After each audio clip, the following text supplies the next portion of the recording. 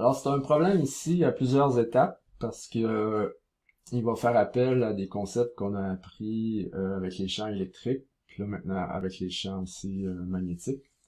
Parce que là, la première partie du problème en A, c'est de trouver la vitesse à laquelle l'électron va arriver dans notre champ magnétique pour ensuite connaître l'intensité de la force magnétique qu'il va avoir sur cet électron-là, puis ensuite le rayon de sa nouvelle trajectoire circulaire. Ça veut dire que on sait que quand il va arriver à une vitesse, puis on applique à ça, il va se mettre à tourner.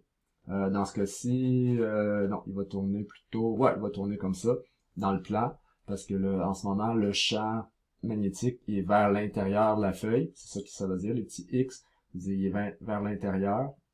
Puis là, ici, lui, l'électron arrive en X. Ça veut dire que la force ici, magnétique va être en Y. Première des étapes, il faut savoir à quelle vitesse il va arriver. Donc, le champ électrique sert, lui, à accélérer la particule. Donc, l'électron quitte absolument la plaque négative, tout le temps la plaque négative, il va partir, et il va être accéléré parce qu'il s'en va vers la plaque positive. Puis là, il y a un petit orifice par lequel il va sortir, puis là, il va arriver avec sa pleine vitesse. Parce qu'il va avoir accéléré entre les deux plaques. Et il va sortir ici avec une certaine vitesse. Puis là, ça va être la vitesse qui va avec laquelle il va rentrer dans le champ magnétique par la suite. Puis là, le champ magnétique va le faire dévier soit vers, dans ce cas-ci, soit vers le haut ou vers le bas en Y. Puis là, c'est ça qu'on va voir par la suite. Première des étapes, c'est d'aller chercher la vitesse à laquelle il va sortir. On me donne que les plaques, leur potentiel, c'est 37 volts. C'est un électron, donc moins 1,6 fois 10 à la moins 19.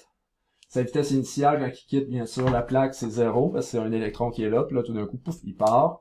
Pour aller chercher la vitesse à laquelle il va rentrer dans le champ, on utilise ici, on sait que ça, donc, l'énergie, l'électron avait de l'énergie potentielle électrique.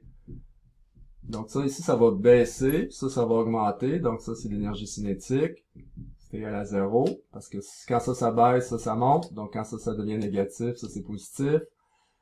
Ça ici, c'est donné par ça, parce que ça ici, ça représente le champ avec la distance de ça.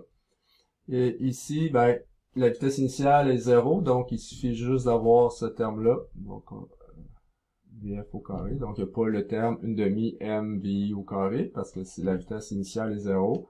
Ça comme ça. Maintenant, on va isoler pour trouver aller chercher ma vitesse finale, qui va devenir la vitesse à laquelle il rentre dans le champ, ok? Donc là, on fait ça. Pour isoler ça, ça veut dire que c'est ça, ça, ça. Ici avec négatif, parce que là, en envoyant ça à l'autre côté, delta V, comme ça. Puis là, il manque la masse, comme ça. Bon. On va aller remplacer par nos valeurs à l'intérieur. Donc, moins 2. Avec moins 1,6 fois 10 à la moins 19, comme ça. Avec le delta V ici, qui va m'arriver avec, qui est 37. Comme ça.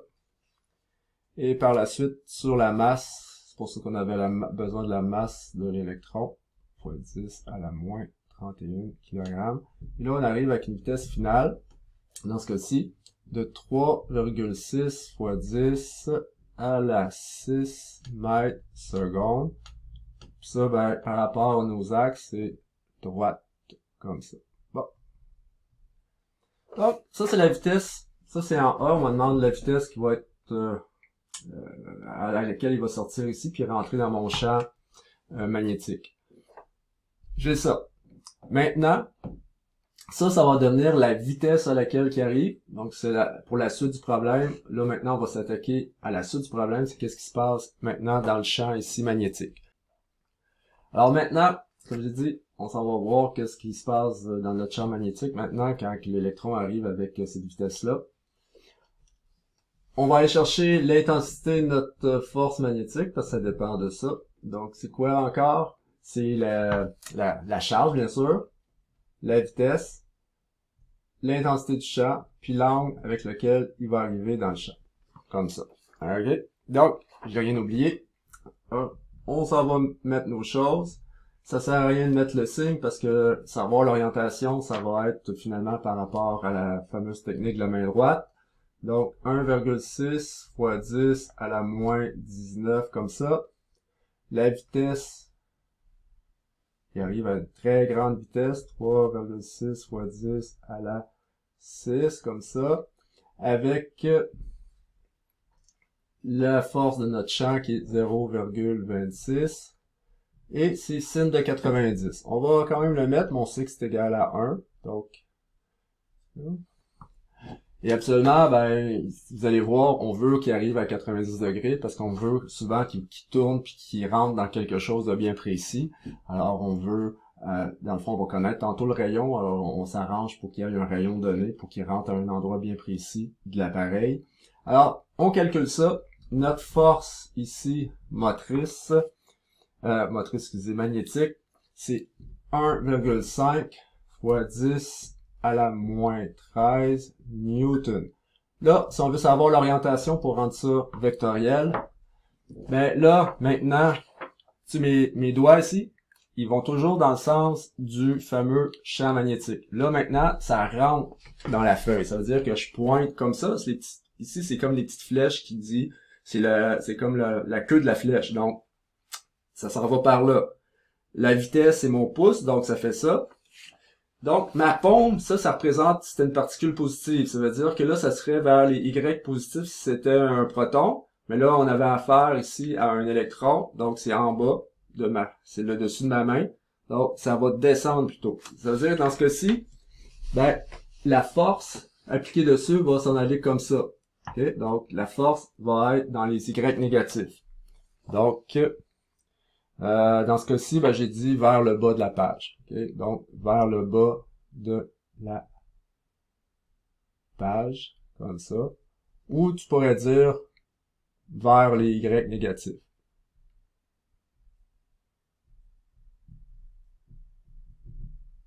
Comme ça aussi, ça serait la même chose. OK? Bon, vers les Y négatifs. Finalement, qu'est-ce qui va se passer? Ben, c'est que si la force est appliquée par là, ça veut dire que notre petit électron va se mettre à tourner comme ça, selon un rayon. Puis là, ben, si on a mis quelque chose pour mesurer, il va rentrer dans cet orifice-là. Sinon, ben, il va se mettre à tourner en rond dans ce champ magnétique-là. Ça, c'est d'autres problèmes qu'on va voir. Mais là, on veut savoir, ça va être quoi le rayon de cette trajectoire ici, circulaire. Ça, c'est en C. Donc, ça ici, c'était B. C, je peux le mettre là parce que c'est pas une grosse équation. On me la donne déjà dans le livre, mais je pourrais toujours aller la récupérer avec mes connaissances du mouvement uniforme circulaire. Ça veut dire aller chercher ma force centripète qui va, dans le fond, être quoi, cette force-là? Parce qu'une force centripète, c'est une résultante. C'est quoi qui cause la force centripète? C'est la force magnétique dans ce cas-ci. Alors, j'irai chercher mon mv au carré sur rayon, qui est comme toute la force centripète. Puis là, ben, ça serait égal à ça. Mais là, ici, on me donne une équation. C'est vrai que j'aurais pu partir de ça puis aller chercher le rayon sans passer par cette équation-là. Mais parce que si tu regardes, ben ça l'a déjà ici. On a assumé quand même qu'on arrive à 90 degrés. Donc, c'est le rayon maximal qu'on peut aller chercher. Alors ça, on utilise ça, comme ça. On remplace. Donc, tu as la masse comme ça. Ça, dans le fond, ça vient du mv carré rayon. Alors, fois 10 à la moins 31 comme ça. La vitesse à laquelle il arrive, donc 3,6 fois 10 à la 6, comme ça.